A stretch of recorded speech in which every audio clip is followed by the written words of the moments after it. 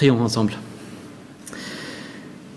Notre Père, nous te remercions pour ta grâce, ta fidélité.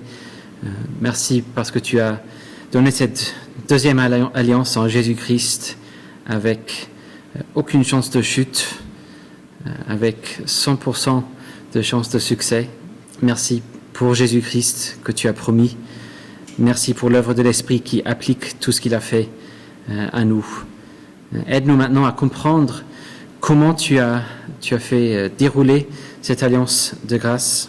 Aide-nous à mieux te connaître et à mieux te connaître, Saint-Esprit, pour qu'on puisse mieux saisir ce que tu es en train de faire dans nos vies. Et nous prions cela pour ta gloire seule, au nom de Jésus. Amen. Donc, nous avons pensé aux deux alliances. On a regardé un peu comment l'Esprit est à l'œuvre dans le salut en Jésus-Christ. Nous allons prendre maintenant un peu de temps de parcourir la progression de l'Alliance de la grâce dans ces différentes sous-alliances. Et à travers tout ça, on va prendre un peu le temps de mieux faire connaissance avec le Saint-Esprit. Donc voici l'Alliance de la grâce, comme on le voit. Donc on a la grâce en Jésus, donc le fait d'appartenir à Dieu. Il y a la loi, donc Jésus doit obéir à la loi. Jésus doit souffrir la malédiction obtenue par les élus, et puis il va recevoir la bénédiction à la fin. Voici ce que Jésus doit faire. Donc il y a la malédiction. Il y aurait une malédiction implicitement parce que c'est une alliance, mais il n'y a aucune possibilité de désobéissance dans Jésus. Et donc, même si on pourrait mettre malédiction là, il n'y a aucune chance de malédiction. Donc, avec les autres sous-alliances qu'on va regarder, il s'agit de la façon à laquelle Dieu administre ou communique les bénédictions de cette alliance. C'est comment Dieu fait participer dans cette alliance, comment il partage cette alliance, et comment ce transfert de Adam, entre Adam et Jésus peut-il avoir lieu, et comment cette vie de personne transférée par la loi, comment ça se vit.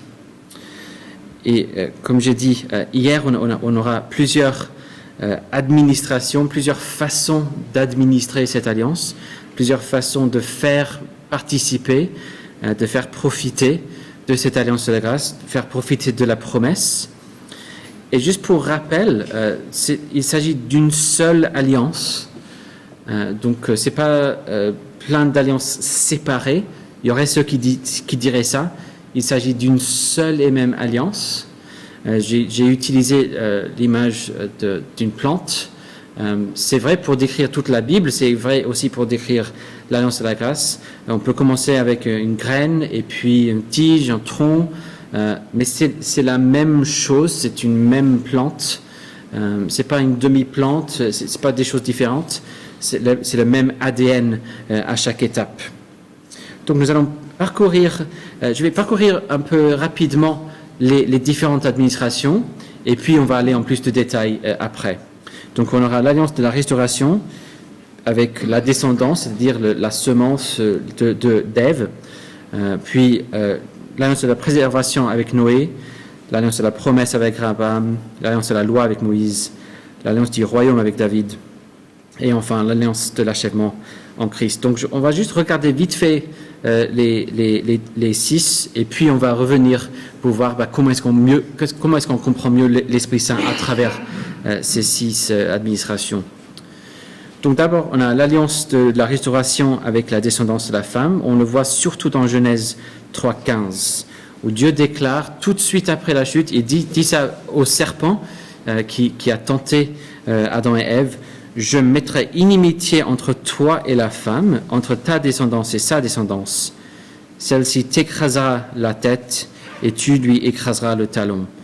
Donc c'est ça l'alliance, la promesse que fait Dieu dans une malédiction pour le serpent. Et donc voici l'alliance de la restauration. Il y a déjà la grâce que Adam et Ève restent en vie. Ils auraient pu mourir tout de suite. Ils auront des enfants. il y aura la semence, ils auront de la nourriture, par la sueur tu mangeras, mais déjà le fait qu'il pourra continuer à manger, c'est bien. Et puis la semence va écraser le serpent.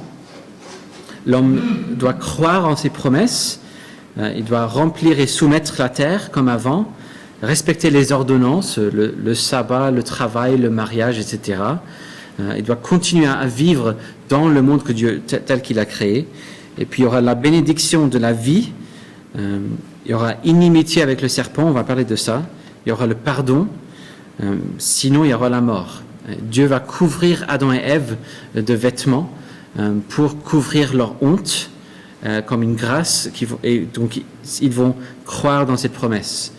Tout de suite après la promesse, Adam dit « Je vais t'appeler Ève, tu es la mère des vivants ». Il exprime sa foi dans cette alliance, dans cette promesse de grâce. Puis on aura l'alliance de la préservation en Noé. Juste avant le déluge, il dit « Mais avec toi j'établirai mon alliance, tu entreras dans l'arche avec tes fils, ta femme et tes belles-filles. » Et puis, après le déluge, il dit « J'établis mon alliance avec vous. Il n'arrivera plus que toute chair soit retranchée par les eaux du déluge. Il n'y aura plus de déluge pour détruire la terre. » Plus tard, il dit « Tant que la terre subsistera, les semailles et la moisson, le froid et la chaleur, l'été, l'hiver, le jour et la nuit ne cesseront pas. » Donc, il y aura une alliance de préservation avec Noé. Il y aura le salut par le déluge, le salut dans l'arche. La promesse qu'il n'y aurait plus de déluge. Il y a la régularité des saisons. Et puis, qu'est-ce qu'il faut faire? Il faut croire, il faut la foi, il faut mettre sa foi en lui. Il y a la répétition de ce commandement de remplir et soumettre la terre. Il faut respecter la vie humaine. Il y a cette loi, il y a la peine de mort pour le meurtre qui est établie à ce stage-là. Et puis, il y aura la bénédiction. Il y aura la vie pour ceux qui mettent leur foi en lui. Et puis, pour ceux qui tuent, il y aura la peine de mort. Et puis, il y a cette prophétie que fait Noé, on va regarder dans un instant, qu'il y aura l'humiliation de Canaan. Il y a l'ennemi de Noé, c'est surtout dans Ham, le fils de Noé, un des trois fils, devient un peu l'ennemi. Et puis, c'est surtout l'humiliation de sa famille.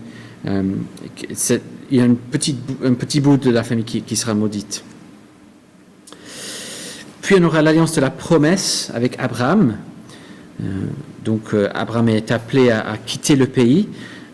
On va voir la grâce dans le fait qu'il est appelé à aller dans un pays. Il va devenir un peuple nombreux. Il promet sa présence avec lui. Et il y aura une délivrance à venir. Donc il sait que son peuple va être en esclavage pendant un temps, mais il y aura de la délivrance. La loi, c'est la foi, et puis aussi le fait de prendre le signe de la circoncision. Donc de rester fidèle à garder le signe, ce signe de la circoncision qui est d'abord pour le croyant et puis pour la famille, et c'est toujours comme ça pour les signes.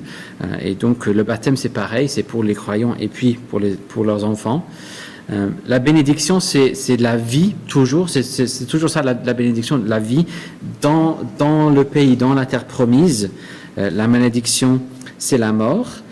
Et aussi, on va voir cette cérémonie où Dieu établit l'alliance, où Abraham doit couper les animaux. Et d'habitude, ce qu'on fait, les deux parties, où la partie inférieure va marcher entre les parties pour dire je suis prêt à prendre la malédiction sur moi si je désobéis. Mais on voit qu'en fait c'est Dieu qui va aller tout seul pour dire c'est moi qui va prendre la malédiction sur moi-même. Donc on a Genèse 12, 1 à 2 où Abraham est appelé à partir.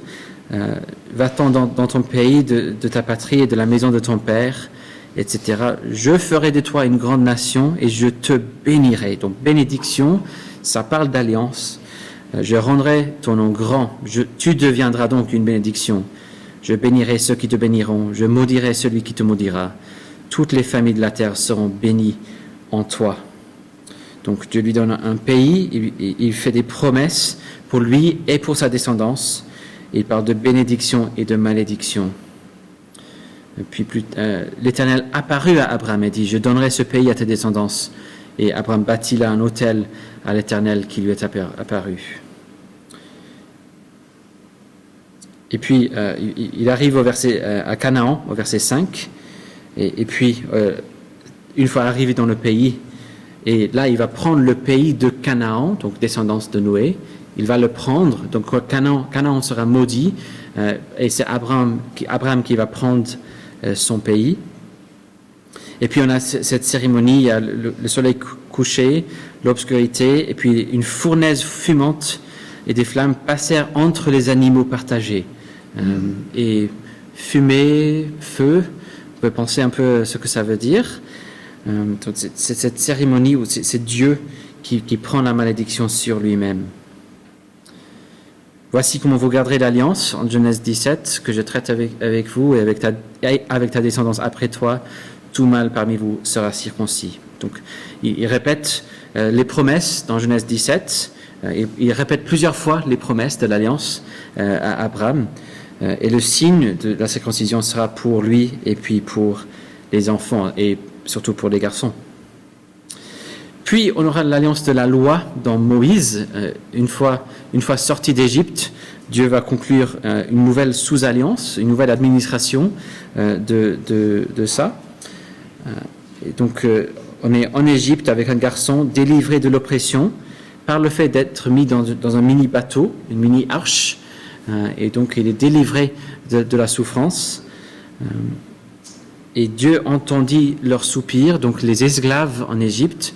Dieu se souvint de son alliance avec Abraham, Isaac et Jacob. Donc, continuité avec l'alliance avec Abraham. Il y a ceux qui diraient que l'alliance avec Moïse, c'est séparé de l'alliance de la grâce. C'est pas le cas. C'est en totale continuité. Il y a des échos de l'alliance des œuvres, mais c'est en continuité avec l'alliance de la grâce. C'est pas qu'il a oublié, mais il se souvint pour mettre l'accent sur cette continuité. Et puis, une fois sorti d'Égypte, il donne la loi. Et comment il commence ? Je suis l'Éternel, ton Dieu, qui t'ai fait sortir du pays d'Égypte, de la maison de la servitude. Donc, grâce, tu n'auras pas d'autre Dieu devant ma face, loi. Donc là, on est dans cette réalité d'alliance. Je te proclame ma grâce, et ma grâce souveraine, c'est moi qui t'ai fait sortir. Voici la loi que tu dois suivre. Et ce qui se passe, c'est l'entrée dans la terre promise, comme l'Éternel avait promis à Abraham. Et puis, l'Église, le peuple, va devenir une nation, mais temporairement. Sous cette loi, il y aura des lois civiles aussi, des lois de cérémonie et des lois morales. Ils vont devenir une nation de façon temporaire. Et ce sera une alliance très détaillée, avec beaucoup de lois, beaucoup de cérémonies. Mais toutes ces lois ne sont pas données comme une alliance des œuvres, sont données à la base de la grâce. Il y a toujours la grâce qui vient avant. Voici comment vous allez vivre dans ma grâce. C'est une façon d'administrer le salut de Jésus, la grâce en lui. Comment est-ce que je vais participer ? Je vais vivre la vie dans l'obéissance. Donc voici l'alliance de la loi avec Moïse. Ils sont sauvés de l'esclavage. Il y a le pardon symbolisé par des sacrifices, la loi, le tabernacle. Le fait d'avoir le tabernacle au milieu d'eux, c'est une grande bénédiction d'avoir la communion avec Dieu là. La foi et les sacrifices sont demandés. La bénédiction, c'est la vie, et la terre promise, il y a la malédiction de la mort. Mais il y aura toujours la grâce. Même si Moïse frappe 2 fois sur le rocher quand il aurait dû frapper une fois, il y a quand même l'eau qui va sortir du rocher. Il y aurait des guérisons, même quand il y a le péché. Et ils auront le pays, ils auront la terre promise. Et le signe qui va avec, c'est le Pâques surtout, et avec la circoncision et le sabbat, qui sera un signe pour eux de tout ça. Ensuite, nous arrivons à l'alliance avec David, cette période davidique, où nous trouvons encore plus de spécificité par rapport au salut promis par Dieu, parce que jusque-là, qui est le Fils, avec qui l'alliance est conclue? En fait, c'est avec tout le peuple, c'est tout le peuple qui doit obéir à la loi. Et là, nous trouvons maintenant le principe de représentation. À partir de maintenant, nous allons comprendre que tout va reposer sur une seule personne. Donc cette grâce, l'obéissance sera demandée d'une seule personne qui représente le peuple. Ce sera le roi, le chef alliantiel, le chef fédéral. Si le roi obéit, tout ira bien. Si le roi désobéit, punition. Et on verra plus tard, exil. On voit aussi dans l'histoire de David l'idée de remplacement de chef fédéral. Le problème, c'est que j'ai le mauvais chef. La solution, de trouver le bon chef. Le problème d'Israël, dans 1 Samuel, c'était le fait d'avoir le mauvais roi. Ils avaient Saül. Tout comme notre problème, c'est d'avoir le mauvais chef, Adam. Et le Seigneur conclut l'alliance avec David. Il donne David pour remplacer, il donne le bon roi en David. On voit ce même principe aussi, même dans la préparation pour David, dans l'histoire de la grand-mère de David. Quel est le problème de Ruth et de Noémie? Ils ont le mauvais racheteur, ils ont le mauvais rédempteur. Que faut-il? Il faut remplacer le rédempteur de la famille par le mauvais machin chose. L'auteur ne donne pas le nom de leur rédempteur dans Ruth. Même quand Boz parle avec ce rédempteur, l'auteur change le nom pour... souvent c'est traduit mon ami, mais en fait on pourrait traduire bonjour machin chose. L'auteur cache le nom de la personne tellement c'est un sale type. Il fallait vraiment remplacer ce gars par Boz. Et donc la solution pour Ruth, c'est d'avoir ce remplacement de rédempteur dans Boz, tout comme la solution pour Israël sera de remplacer Saül par David, tout comme notre solution, c'est de remplacer Adam par Jésus, le fils de David. Donc le Seigneur va conclure cette alliance avec David, surtout dans 2 Samuel 7, lorsque David a pensé à l'idée de bâtir un temple pour Dieu, au lieu de laisser dans une petite tente, le tabernacle. Et Dieu va lui dire, tu veux me faire une maison? En fait, c'est moi qui te ferai une maison. Et donc, par le fait d'établir la lignée de David comme une maison éternelle, donc 2 Samuel 7, va dire à mon serviteur, il parle avec le prophète Nathan, ainsi parle l'Éternel, est-ce toi qui me bâtiras une maison pour que j'y habite? Car je n'ai pas habité dans une maison depuis le jour où j'ai fait monter les Israélites hors d'Égypte jusqu'à aujourd'hui, mais je me suis déplacé sous une tente et dans un tabernacle. L'Éternel t'annonce qu'il te fera une maison quand tes jours seront accomplis et que tu seras couché avec tes pères. Je maintiendrai ta descendance après toi, celui qui sera sorti de tes entrailles, et j'affermirai son règne. Ce sera lui qui bâtira une maison à mon nom, et j'affermirai pour toujours ton trône royal. Moi-même, je serai pour lui un père, et lui sera pour moi un fils. Le fils, le représentant, le chef, maintenant, ce sera le roi davidique. C'est lui qui va donner un temple. C'est lui qui établit la grâce. C'est pas David qui va démarrer la relation. C'est Dieu qui administre souverainement son alliance. Donc c'est Salomon qui va construire le temple et pas David. David va d'abord recevoir la grâce de Dieu par le fait d'avoir une maison, c'est-à-dire une lignée éternelle. Et cette promesse a été gardée. Il y a toujours un roi davidique sur le trône au ciel. Jésus est le roi davidique éternel. Donc voici l'alliance du royaume en David. La grâce, c'est le fait d'avoir le royaume avec un roi. Il y a le temple qui sera donné, donc comme un tabernacle, mais encore plus fort. Et puis il y aura la lignée royale dans le Fils. Et les conditions, c'est un peu comme ça reste dans l'époque de Moïse aussi. Il y a les lois qui restent. Il faut la foi dans les promesses, puis la vie à la mort. Mais surtout, il y aura la grâce dans le roi davidique. Et puis enfin, on arrive à l'alliance de l'achèvement en Christ. Il y a cette promesse d'une nouvelle alliance dans Jérémie 31. Voici que les jours viennent, oracle de l'Éternel, où je conclurai avec la maison d'Israël et la maison de Juda une alliance nouvelle. Non comme l'alliance que j'ai conclue avec leur père, le jour où je les ai saisis par la main pour les faire sortir du pays d'Égypte, alliance qu'ils ont rompue, quoique je sois leur maître. Mais voici l'alliance que je conclurai avec la maison d'Israël. Après ces jours-là, oracle de l'Éternel, je mettrai ma loi au-dedans d'eux. je l'écrirai sur leur cœur, je serai leur Dieu, et ils seront mon peuple. Donc pour Moïse, quand il est allé dans la nuée, ce qu'il a reçu, c'était la loi sur des pierres. Là, ce sera l'Esprit qui sera dans les cœurs et il va écrire les lois, la loi de Dieu sur le cœur.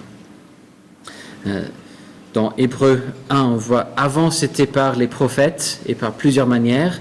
Maintenant, Dieu parle par le Fils dans ces jours qui sont les derniers. C'est lui qui a été établi héritier. C'est lui qui achève tout ça. Et comme j'ai cité hier, pour Moïse, il était fidèle dans toute la maison de Dieu comme serviteur, pour rendre témoignage de ce qui serait annoncé, mais Christ l'est comme fils sur sa maison. Une seule maison, ce n'est pas que Dieu a changé de maison, c'est la seule maison, mais Moïse est serviteur et Jésus est fils. Donc c'est une même alliance de grâce, mais c'est une nouvelle sous-alliance, l'alliance de l'achèvement de tout cela. Et la conclusion, bien sûr, sera dans l'Apocalypse 21. J'entendis du trône une forte voix qui disait « Voici le tabernacle ou la demeure de Dieu est avec les hommes. Il habitera avec eux, ils seront son peuple, et Dieu lui-même sera avec eux. » Voici la grande conclusion, enfin de pouvoir vivre avec Dieu. Donc voici l'alliance de l'achèvement en Christ. La grâce, le salut et la résurrection en Jésus-Christ, la justification, l'adoption qu'on a en lui, et c'est lui qui a achevé ça pour nous. On est appelé à obéir à lui, à croire en lui, et pour cela on aura la vie éternelle. Et si on rejette Jésus, il y aura la mort. Et on va toujours pécher en tant qu'enfant de Dieu, en tant que serviteur de Jésus, mais il y aura toujours la grâce à la fin, parce que Jésus a garanti cela. Et il y aura la nouvelle création à la fin. Donc voici juste un survol très rapide des administrations. Donc allons dans un peu de détails sur comment l'Esprit est à l'œuvre dans tout ça.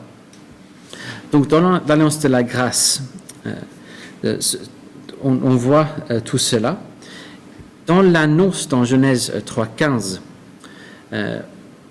on voit deux éléments en fait. Il y a l'accomplissement de ce que Dieu va faire, et puis il parle de comment il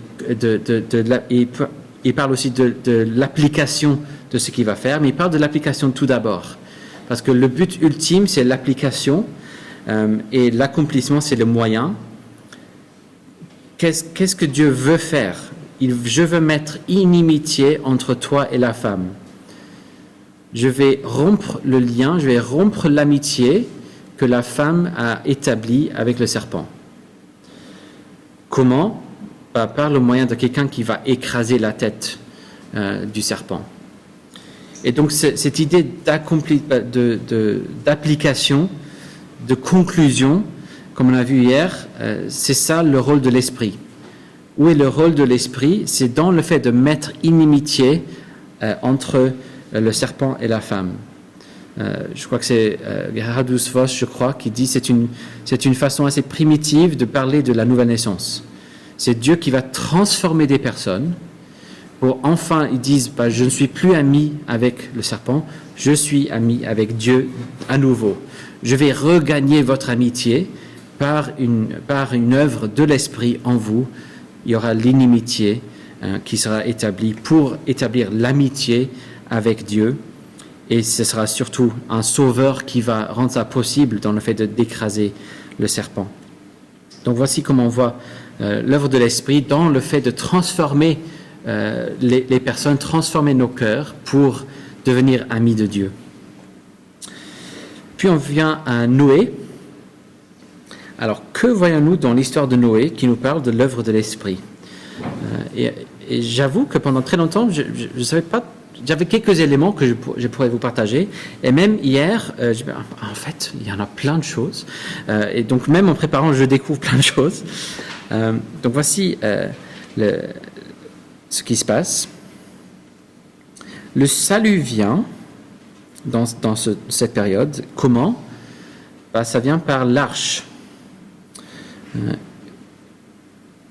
Et on va voir quelque chose de très intéressant par rapport à cette arche. Noé, en fait, dans un sens, joue le rôle même de l'esprit. C'est ça que je me suis rendu compte. En fait, Noé, il joue le rôle de l'esprit. Il représente le principe de l'esprit dans ce qu'il fait. Et on voit ça déjà dans la présentation de Noé. Noé il marchait avec Dieu, tout comme Enoch avec lui. Le fait de marcher avec Dieu, même marcher avec Dieu, c'est ce que faisait l'esprit dans le jardin, c'est ce que fait l'esprit dans le temple, de marcher en communion avec Dieu. Noé est celui qui est dans la communion de Dieu, représenté par l'esprit aussi. Noé, dans un sens, représente le principe de l'esprit, et comme ceci. Donc, dans 2 Pierre, on voit que l'épisode du déluge, ça nous montre comment l'esprit, comment Dieu va transformer la création. C'est une mini-version de ce qui va se passer quand il y aura la nouvelle création. Donc 2 Pierre dit ceci.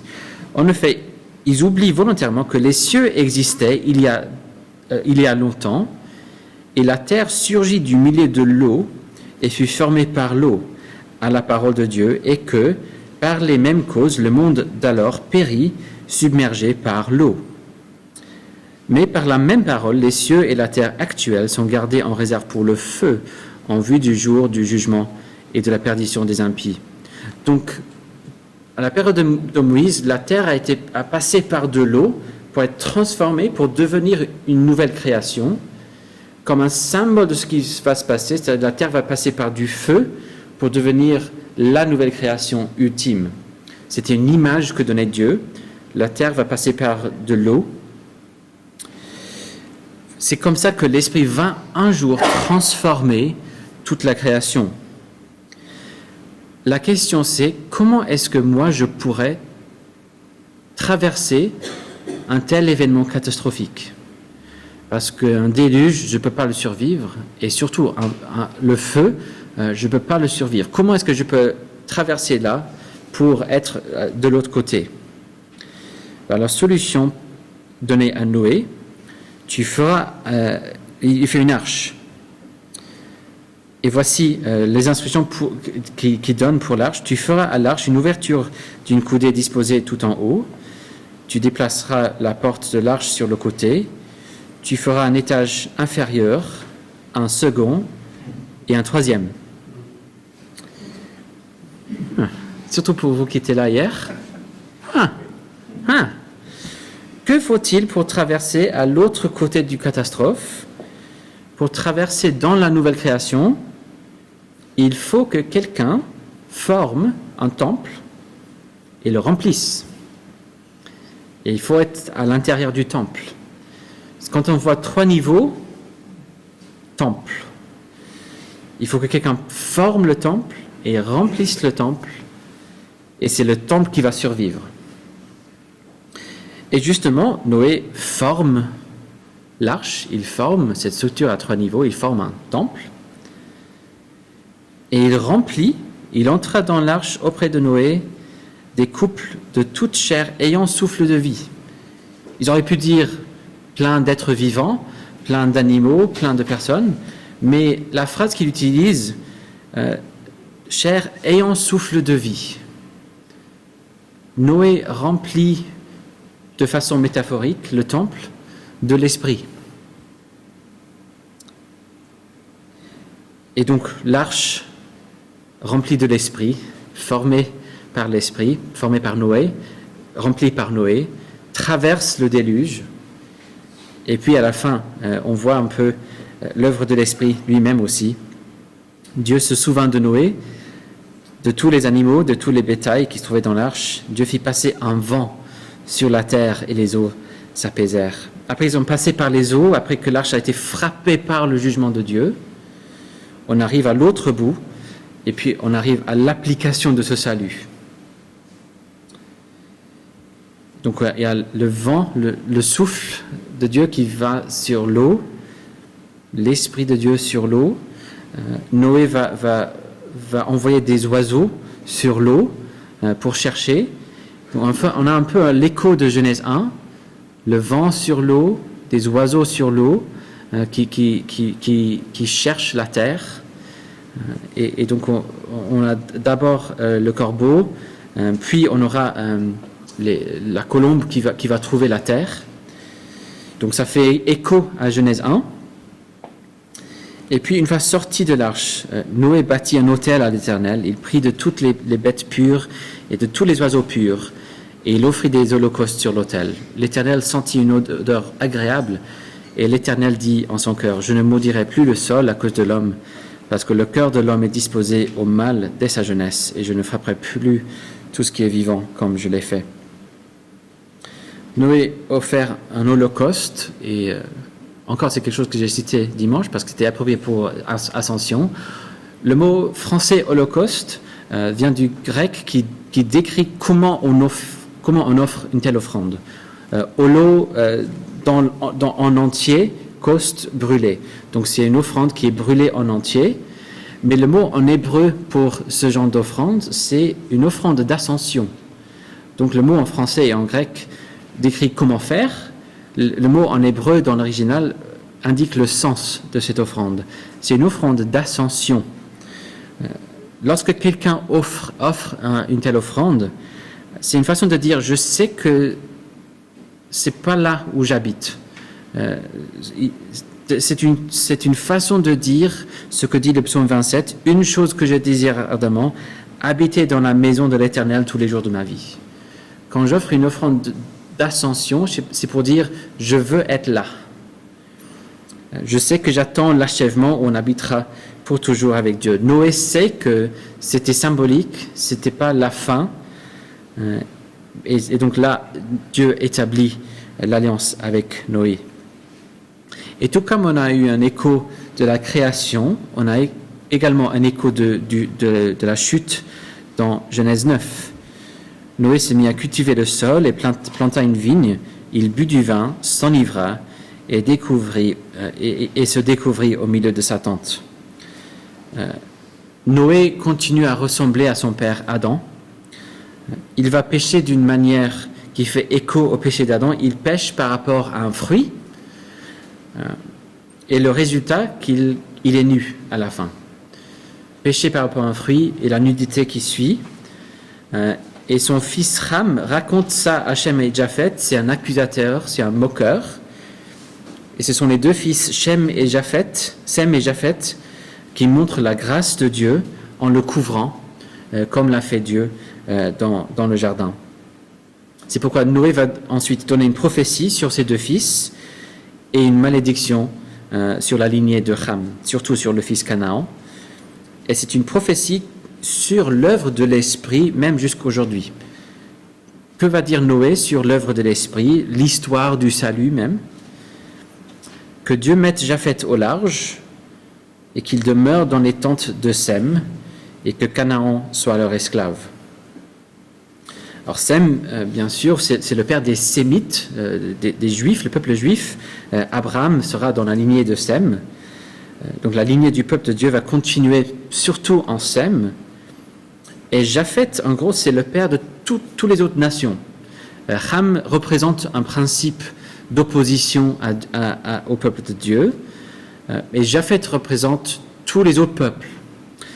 Donc dans Genèse 10, on dit par rapport aux Japhétites, c'est par eux qu'ont été peuplées les îles des nations dans leur pays, selon la langue de chacun, selon leur clan dans leur nation. Donc quand Pierre va dire que la promesse est pour vous et vos enfants et tous ceux qui sont loin, on dit c'est le temps pour les Japhétites maintenant de venir. Et donc quand il dit que Dieu mette Japhet au large, c'est une prophétie. Les tentes de Sem vont être établies. Sem aura une tente, mais un jour, le plan de Dieu, c'est que les descendants de Japhet, ce peuple nombreux dans les nations du monde, puissent entrer et demeurer avec Sem dans les tentes de Sem.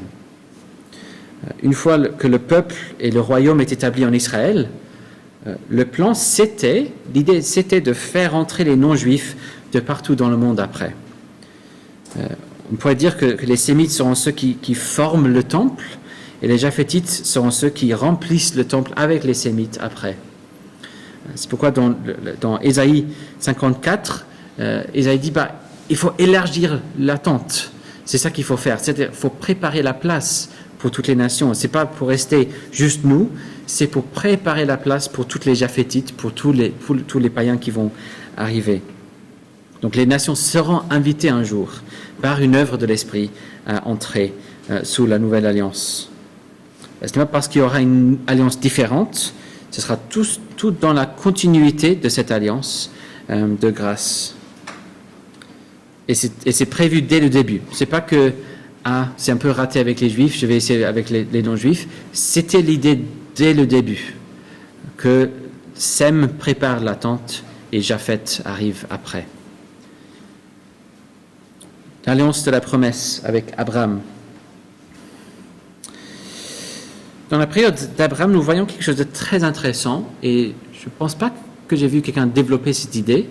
Je vais présenter quelques idées que j'ai vues dans Gerhardus Voss et je n'ai jamais vu quelqu'un développer plus loin et je vais peut-être le faire un jour, mais je vous présente un peu l'idée maintenant. On apprend des choses sur la Trinité, à mon avis, dans la période d'Abraham. Alors Moïse, l'auteur de Genèse, va pas le dire ainsi, mais juste pour préparer, je vous donne une citation de Benjamin Warfield qui nous aide énormément sur la compréhension de la Trinité. Donc B.B. Warfield, c'était un prof de théologie à Princeton, aux États-Unis. L'Ancien Testament pourrait être assimilé à une pièce richement meublée, mais faiblement éclairée. L'introduction de la lumière n'y ajoute rien qui n'y ait déjà été auparavant. Donc c'est un peu comme mon image de la plante. L'ADN est déjà là, même si je ne vois pas forcément dans une graine que ce sera une pomme, mais ça sera une pomme. Mais c'est déjà là auparavant. Mais cela fait ressortir plus clairement beaucoup de ce qui était présent, mais qui n'était que faiblement ou pas du tout perçu. Le mystère de la Trinité n'est pas révélé dans l'Ancien Testament, mais le mystère de la Trinité sous-tend la révélation de l'Ancien Testament. Et ici ou là, il se laisse entrevoir. La révélation de Dieu dans l'Ancien Testament n'est donc pas corrigée par la révélation plus complète qui la suit, mais elle est simplement achevée, prolongée, élargie. C'est une façon de dire, en plus de détails, ce que dit Augustin. Encore une phrase en latin, mais je donne en français aussi. Il dit « In vetere novum latet et novo vetus patet ». Dans l'Ancien, c'est-à-dire l'Ancien Testament, le Nouveau Testament est caché, donc tout le contenu, tout le message est là, mais sous forme cachée. Et dans le Nouveau, l'Ancien est révélé. C'est par le Nouveau Testament que nous comprenons. Ce n'est pas que le Nouveau Testament réinterprète l'Ancien Testament. Le Nouveau Testament nous aide vraiment à comprendre ce qui est dans l'Ancien. Tout comme des parties plus tard dans l'Ancien Testament expliquent les parties plus tôt, comme par exemple Ézéchiel qui nous aide à comprendre un peu plus sur le temple qu'était Éden. Le Nouveau Testament explique ce qui est dans l'Ancien. Dans l'Ancien, le Nouveau est caché. Dans le Nouveau, l'Ancien est révélé. Donc, que voyons-nous dans la période d'Abraham ? Pensons à comment Dieu va s'identifier après la période d'Abraham. Et dans Exode 3, par exemple, on voit Dieu qui se présente en disant « C'est moi le Dieu de ton père, le Dieu d'Abraham, le Dieu d'Isaac et le Dieu de Jacob. » Il est le Dieu de ces trois pères. Nous avons un patriarcat du peuple de Dieu qui est un patriarcat triple. Il y a trois patriarches. Et c'est intéressant ce que nous révèle ou ce qui est révélé à part chaque patriarche. Donc commençons d'abord en comparant Abraham et Isaac. Et c'est ici que nous avons l'aide de Gerhardus Voss dans sa théologie biblique. Il dit curieusement le contraste, c'est-à-dire le contraste entre Abraham et Isaac, découle de la similarité. Donc, c'est-à-dire ils se ressemblent beaucoup, et là on voit un contraste entre les deux. L'histoire d'Abraham regorge d'originalité. On a plein de nouvelles choses dans l'histoire d'Abraham. Dans celle d'Isaac, ces originalités se répètent à presque chaque page.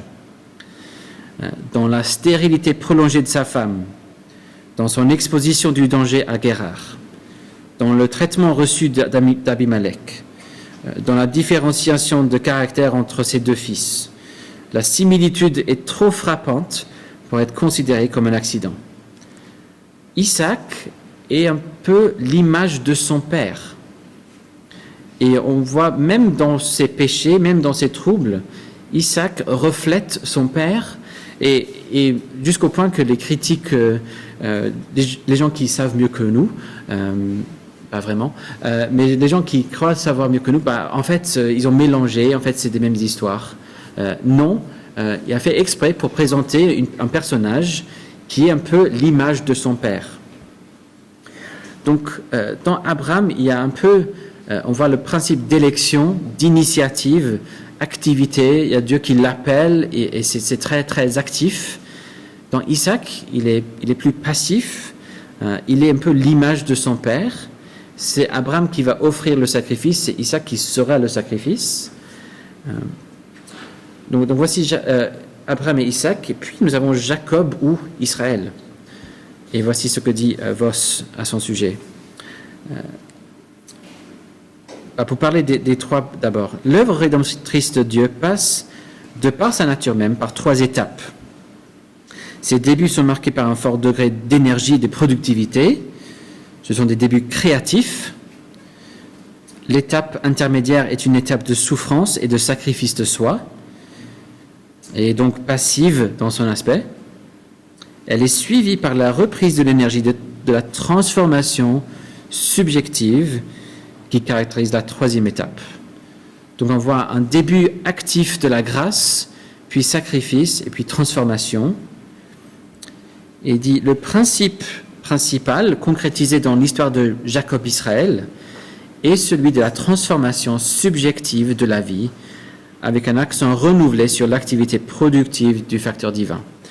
C'est-à-dire, dans l'histoire de Jacob-Israël, on voit quelqu'un qui doit changer, apprendre, être transformé.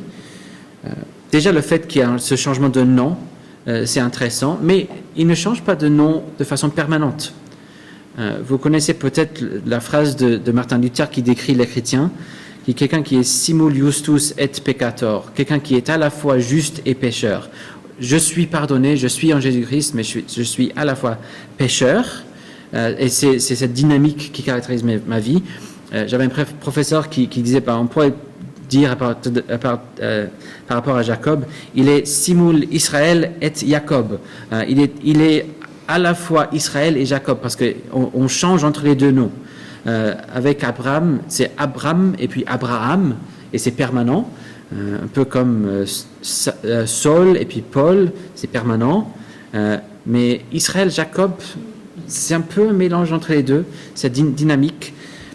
Et donc, dans ce triple patriarcat, on voit Abraham avec l'initiative, Isaac côté passif, Jacob représente la transformation. Et j'aimerais suggérer alors que si nous voulons apprendre sur le rôle de l'esprit dans nos vies, c'est surtout la fin de Genèse, avec les histoires de Jacob et sa famille, qui vont nous aider à mieux le connaître. C'est aussi lui dont le fils est celui qui explique, qui a l'esprit de Dieu. Il y a Pharaon qui dit c'est lui qui a l'esprit de Dieu en Joseph. C'est lui qui va mener le peuple au salut, c'est lui qui va bénir les nations par l'œuvre de l'Esprit. Donc on voit vraiment l'œuvre de l'Esprit, la transformation, la sanctification, l'application du salut dans la période de Jacob. Puis nous passons, on a 10 minutes mais on va essayer, passons à l'alliance de la loi avec Moïse. Donc d'où commençons-nous avec l'établissement de l'alliance? On a ce garçon sauvé par une arche, passé par l'eau, qui arrive. Voici l'alliance de la loi. On a Dieu qui entendit leur soupir. Et puis, une fois sortis d'Égypte, voici ce qu'on voit. L'Éternel allait devant eux le jour dans une colonne de nuée pour les guider sur le chemin, et la nuit dans une colonne de feu pour les éclairer, afin qu'ils marchent jour et nuit. La colonne de nuée ne se retirait pas de devant le peuple pendant le jour, ni la colonne de feu pendant la nuit. Voici l'Esprit qui apparaît, pour guider le peuple. Voici l'Esprit qui arrive pour les aider, mais ils arrivent à la mer Rouge. Donc c'est un gros problème, sauf que, alors Moïse étendit sa main sur la mer, l'Éternel refoula la mer toute la nuit par un puissant vent d'est. Il y a le vent, le souffle, l'Esprit de Dieu qui vient sur la mer pour les sauver, pour séparer eau et terre sèche. Il sait très bien comment faire parce qu'il a fait dans Genèse. Et donc l'Esprit qui vient pour séparer, un vent qui vient pour séparer. Et en fait, Dieu va décrire ce qu'il fait comme un acte de recréation dans Deutéronome, que j'ai cité tout à l'heure. Il a trouvé dans un pays de désert, dans un chaos hurlant et aride. Et là, c'est le mot tohu qu'on voit au début de Genèse. Il est dans ce lieu informe, hurlant et aride. Il l'entourait et en prenait soin. Il le gardait comme la prunelle de son œil. Pareil à l'aigle qui éveille sa nichée, voltige sur ses petits, déploie ses ailes, les porte sur les plumes. Voltige, c'est le même mot que planer sur les eaux. Donc il fait vraiment allusion à Genèse 1 là. Ce peuple était dans la terre informe et donc l'Esprit vient planer sur eux pour en faire une nouvelle création. Et donc ils arrivent au mont Sinaï. Et le troisième jour au matin, il y eut du tonnerre, des éclairs, une épaisse nuée sur la montagne. Le son du corps retentit fortement. Tout le peuple était dans le camp. Moïse fit sortir le peuple du camp à la rencontre de Dieu et se placèrent au bas de la montagne. Le mont Sinaï était tout en fumée parce que l'Éternel y était descendu au milieu du feu. Cette fumée s'élevait comme la fumée d'une fournaise et toute la montagne tremblait avec violence. Tout ça, c'est des images qu'on a vues de l'Esprit. L'Esprit de Dieu vient personnellement sur la montagne. Exode 24, la gloire de l'Éternel demeura sur le mont Sinaï, et la nuée le couvrit pendant 6 jours. Le 7e jour, l'Éternel appela Moïse du sein de la nuée. L'aspect de la gloire de l'Éternel était aux yeux des Israélites comme un feu dévorant au sommet de la montagne. Moïse pénétra au sein de la nuée et monta sur la montagne. Moïse fut sur la montagne 40 jours et 40 nuits. Moïse entre dans cette nuée. C'est la première et seule personne qui arrive à faire ça. Il entre dans la nuée et on va découvrir que ce qu'il voit, en fait, il voit le ciel invisible dans cette nuée. Il va voir le modèle pour le temple. C'est là, à partir de ça, qu'il va savoir comment construire un temple. Il va voir le modèle à l'intérieur. Et donc il vient dans ce feu dévorant, tout comme le peuple de Dieu fait chaque dimanche. Nous venons au feu dévorant dans le langage d'hébreu, nous venons au temple. Donc nous aussi, nous pénétrons cette nuée comme l'a fait Moïse. Mais Moïse a le privilège d'entrer pour voir ce qu'il fait. L'Éternel parla à Moïse, donc après il a vu ça, il doit maintenant construire un tabernacle. Et l'Éternel parla à Moïse et dit, j'ai appelé par son nom Betsalel, fils d'Uri, fils d'Ur, de la tribu de Juda. Je l'ai rempli de l'Esprit de Dieu, de sagesse, d'intelligence et de compétence pour toutes sortes d'ouvrages, etc. Donc, comment un temple pourra être formé? C'est l'Esprit de Dieu qui va remplir quelqu'un pour accomplir cette tâche. C'est Betsalel avec Oliab qui vont construire le temple. Et pour cela, l'Esprit de Dieu va remplir quelqu'un pour le faire. Et puis le point culminant d'Exode, Moïse dressa le parvis autour du tabernacle et de l'autel et mit le rideau à la porte du parvis. Ce fut ainsi que Moïse acheva l'ouvrage. Alors la nuée couvrit la tente de la rencontre et la gloire de l'Éternel remplit le tabernacle. Donc tout comme c'était sur le mont Sinaï, maintenant c'est dans le tabernacle et pourra être avec le peuple tout le temps. Moïse ne pouvait pas entrer dans la tente de la rencontre parce que la nuée demeurait sur elle et que la gloire de l'Éternel remplissait le tabernacle. Donc voici le principe de l'Esprit qui est toujours avec le peuple maintenant, dans sa présence dans le tabernacle. Dès que la nuée partait, c'était le temps de continuer, de démonter le tabernacle et continuer. Et puis il remonte le tabernacle, l'Esprit vient pour être présent. Il représente la présence de Dieu, l'accomplissement, l'application de ce salut, le privilège de la bénédiction de Dieu. Puis on a l'alliance du royaume avec David. Il y a plusieurs façons dont on voit l'œuvre de l'Esprit dans la période de David. D'abord, puisque c'est la période où tout repose sur un homme, comme j'ai dit. C'était sur tout le peuple d'Israël, maintenant c'est sur un homme précis. C'est normal que là aussi, c'est la période où on entre dans pas mal de la réflexion personnelle, subjective du peuple de Dieu, surtout dans les psaumes de David. C'est normal que c'est là où tout repose sur un homme, qu'on a un homme qui exprime les désirs et les prières du peuple. On voit par exemple surtout à quel point David savait que c'était précieux d'avoir l'Esprit de Dieu dans sa vie, dans le grand psaume de confession, psaume 51. Après, il a vraiment tout gâché. Il ne dit pas ne me retire pas le royaume, il dit ne me retire pas ton Esprit Saint. Il sait que ça, c'est le privilège du croyant, c'est le fait d'avoir l'Esprit Saint. C'est aussi pendant cette période que nous voyons la construction du temple, non pas par David, mais par son fils, Salomon. Et là aussi, à la conclusion de cela, nous voyons 1 Roi 8, au moment où les prêtres sortirent du lieu saint, la nuée remplit la maison de l'Éternel. Les prêtres ne purent pas y rester pour faire le service à cause de la nuée, car la gloire de l'Éternel remplissait la maison de l'Éternel. Donc même là, à la conclusion de la construction du temple, la nuée remplie encore, formée et puis remplie par l'Esprit. C'est aussi la période où on voit l'activité de l'Esprit dans une multitude de prophètes que le Seigneur a envoyés pendant cette période. C'est l'Esprit qui fait prophétiser, c'est l'Esprit qui révèle. Et on voit à chaque étape, l'Esprit ne révèle il révèle pas juste pour le fait de révéler, c'est toujours pour expliquer les œuvres de Dieu, c'est toujours pour expliquer la révélation, la rédemption de Dieu. Et donc, on s'attend toujours à ce que la révélation accompagne une étape importante dans le salut. Et là, on a une étape importante, et puis des prophètes qui vont appeler le peuple et donner aussi plus de promesses sur ce qui suit. Donc, il y a l'œuvre de l'Esprit dans les prophètes. Et juste par exemple, on pourrait regarder Ézéchiel 37, par exemple, là où on reçoit une vision qui représente l'œuvre de l'Esprit, qui représente l'espérance d'Israël dans un retour de l'exil, mais aussi une promesse de vie éternelle dans la vision de la vallée des ossements.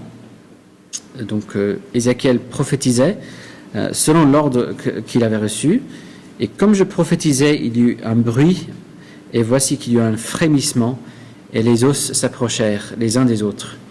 Je constatais qu'il y avait des nerfs sur eux, la chair se mit à pousser, et la peau se recouvrit par-dessus, mais il n'y avait point en eux d'esprit. Donc, il prophétise, et l'esprit vient pour former les personnes, et puis il continue. Donc, deuxième étape, il va prophétiser encore, prophétise et parle à l'esprit, prophétise, fils d'homme, tu diras à l'esprit, ainsi parle le Seigneur éternel, esprit, viens des quatre vents, souffle sur ces morts, et qu'ils revivent. Je prophétisais selon l'ordre qu'il m'avait donné, et l'esprit vint en eux, ils reprirent vie, et se tinrent sur leurs pieds. C'était une très, très grande armée. Donc l'esprit qui forme, qui remplit le peuple de Dieu pour vivre une vie nouvelle. Et puis on va pas parler énormément de temps pour parler d'achèvement, parce qu'en fait, on a parlé pas mal dans la première séance, mais enfin, on arrive à l'annonce de l'achèvement. L'Esprit qui vient sur Marie pour former, ensuite qui remplit Jésus, et puis qui va reformer le Jésus mort et remplir de façon définitive Jésus dans sa résurrection. On a cette promesse de Jérémie 31 que j'ai citée tout à l'heure, cette nouvelle alliance avec la maison d'Israël et la maison de Juda, dans la même maison, le même peuple qui entre dans une nouvelle phase. Et puis Hébreux 1, enfin le Fils qui vient pour tout compléter. Et j'ai cité Hébreux 3, Et puis voilà la conclusion. J'ai entendu une voix forte qui disait « Le tabernacle ou la demeure de Dieu est avec les hommes. » Et pour rappeler, c'était par le fait de remplir ce deuxième Adam de l'esprit et lui ensuite peut nous remplir. C'est lui qui nous forme en un corps, en un temple. Il y a un fort lien entre corps et temple, et donc nous sommes des temples, nous sommes ensemble un temple avec Jésus comme pierre d'angle. C'est Jésus, c'est l'Esprit qui fait cela, c'est Jésus qui fait cette œuvre de compléter, d'appliquer le salut, de nous faire vivre, de nous remplir de son Esprit, pour qu'on puisse être en Jésus-Christ par la foi, par la repentance, par la foi en lui, rattaché à lui. Alors, ce n'est pas que on peut dire à Jésus, je sais que tu as le salut, je sais que tu as l'Esprit, tu peux me donner ça s'il te plaît? Et oui, tu me dois un peu de repentance, un peu de foi, ok, je te donne ça, ok, je donne le salut et je m'en vais. C'est pas du tout ça, c'est j'ai besoin de toi, je me repose sur toi et c'est comme ça que je reçois l'Esprit dans cette alliance de l'achèvement. Et donc on attend le jour où toute la réalité sera cette réalité de temple, de vivre dans la présence de Dieu, les deux demeures ensemble, la demeure de Dieu avec l'homme, être en Jésus-Christ parfaitement rempli de l'Esprit, incapable de pécher. Impossible d'imaginer, mais on sera incapable de pécher, on n'aura aucune envie de pécher, ça sera parfait parce qu'on sera parfaitement, complètement rempli de l'Esprit. C'est quelque chose dont on a l'avant-goût déjà, dans la nouvelle naissance, c'est un goût de cette nouvelle vie. On est ressuscité avec Christ, dans Romains 6. Nous avons le gage de cela, nous avons l'Esprit qui nous ressuscitera, nous attendons à ce que nos corps rattrapent ce qu'est l'Esprit en nous, mais c'est ça l'espérance que nous avons. Et donc cet après-midi, on va parler sur deux thèmes, des côtés pratiques. Donc c'est Samy qui va parler premièrement sur comment l'Esprit est à l'œuvre dans l'Église. Et puis moi je vais parler un peu plus de comment nous vivons dans l'Esprit chacun. Donc est-ce qu'il y a des questions? À part, est-ce qu'on peut manger?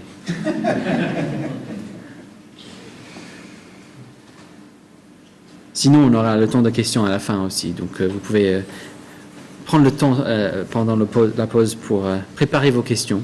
Donc, prions pour conclure. Notre Père, nous te remercions pour ce grand privilège d'être formé et rempli par l'Esprit de Dieu, parce que Jésus a été formé et rempli par l'Esprit pour nous. Et nous te remercions pour le privilège d'être unis à lui.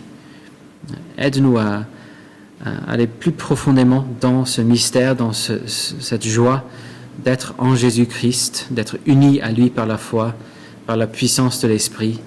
Aide-nous à voir de plus en plus les privilèges de connaître l'œuvre de l'Esprit, de connaître la présence de Jésus en nous, parmi nous, la présence de Jésus lorsque nous nous rassemblons pour le culte, la présence de Jésus dans les signes des sacrements que nous avons reçus, que nous allons recevoir, de mieux le connaître ainsi, de mieux le connaître dans la parole que nous écoutons.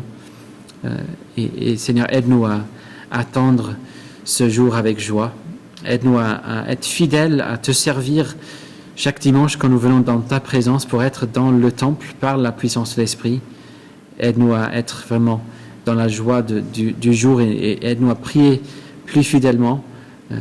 Viens Seigneur Jésus, Maranatha, nous voulons voir ce jour que nous soyons enfin complètement formés parfaitement et complètement remplis de l'Esprit.